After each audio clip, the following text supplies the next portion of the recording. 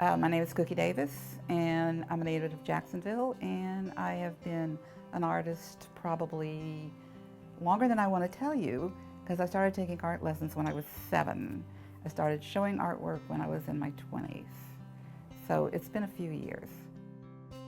I did graduate from the University of North Florida back when there were only 2 buildings out here. Frankly, couldn't tell you what year it was. I've forgotten. My dad wanted me to have a real job. He didn't want me to take art and dance. So my first degree was in accounting, which actually helped me in the art business to be a little bit more successful. Then I went on into corporate. I was vice president of a chain of black radio stations throughout the Southeast. And during that time, I was doing the clay and doing the sculpting and traveling to sidewalk art shows on the weekend. And back then, that was when gallery owners came to the shows and sought out artists, and that was how you got into a lot of galleries. It's not done that way today. Well, I started out over at the Jacksonville Artist Museum, and I started throwing on a wheel. And after about 3 months of that, I decided I had enough coffee cups and bowls, and I started hand building and started doing my people.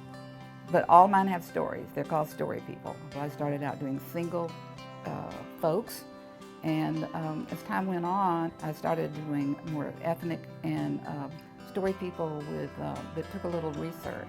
If I'm going to do an African figure from a tribe, I do all the research that I possibly can on cultures and things from that tribe, particularly things like A Long Walk to Freedom. That's based on things that are actually happening in our world as far as people not being free.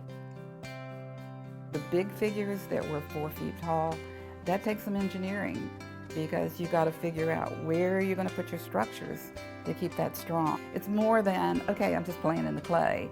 It becomes more, it's mathematical and it's engineering, and that's why I'm a big supporter of art in the schools. Well, actually for the piece that I have here, I didn't donate it. Okay, Dr. John Ibach, who's deceased now, cardiologist, and one of probably Jacksonville's better known and strongest supporter of not only the performing arts, but the visual arts. And that's how this piece came through his family, I imagine with the estate, came here. Well, I have pieces here in town at FSCJ, here, Mayo, River Garden. Yeah, they're kind of, these women, they just kind of wandered all over town.